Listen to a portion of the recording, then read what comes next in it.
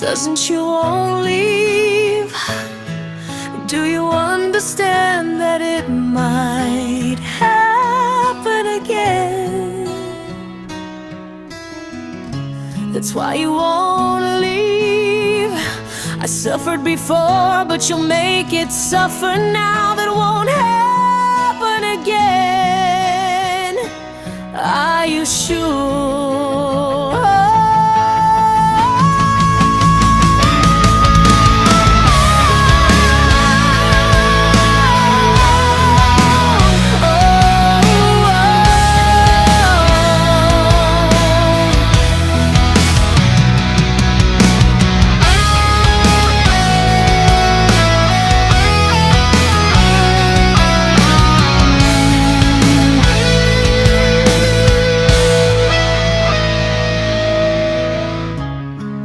Hindi pwedeng hindi ko kaya. Ako ang inaasahan ng aming pamilya. Hindi nila alam na sa bawat pagpili ko may dalang takot at pangamba na baka mabigo sila sa akin.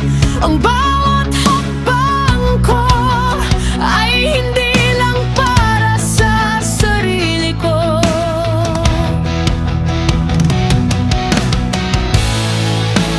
Para sa kanila ito. Para sa kanilang pangarap at pag-asa.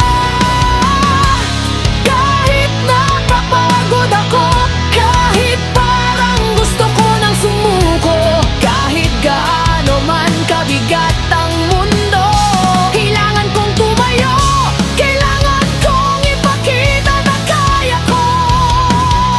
Minsan na rin kaming nagkasagutan at nagkatampuhan ni Ate, pero kailan may hindi niya ako pinabayaan. May mga salitang nasabi sa init ng damdamin, mga titig na nag-iwasan at katahimikang humahaba sa pagitan namin. Ngunit sa likod ng lahat ng iyon, alam kong hindi kailanman nawala ang malasakit.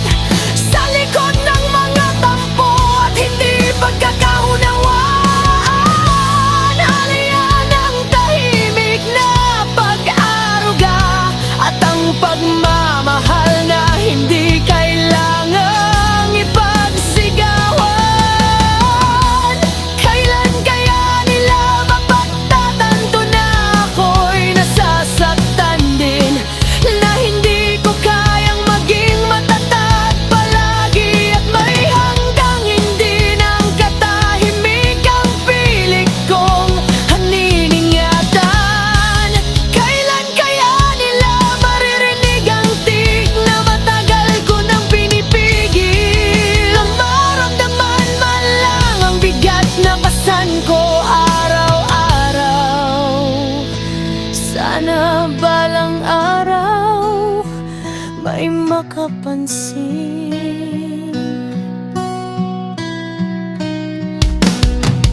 Hindi para ako ikawan, kundi para maunawaan.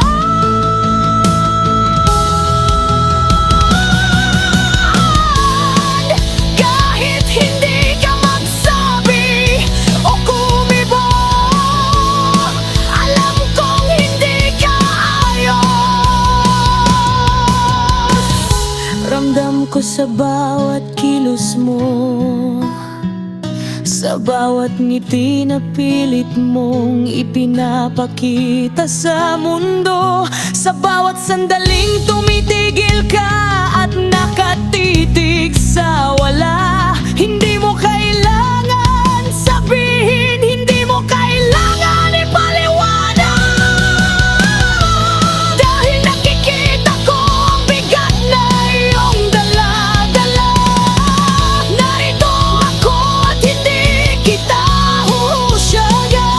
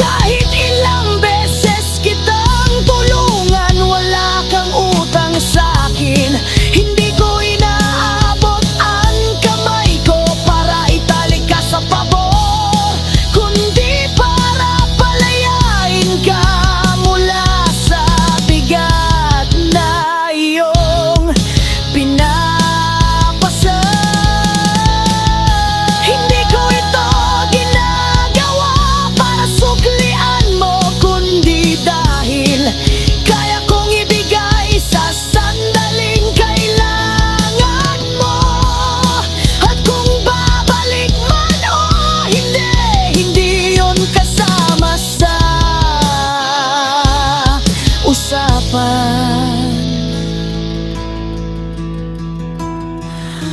Ang mahalaga, naitawid kita sa oras na hindi mo kayang mag-isa.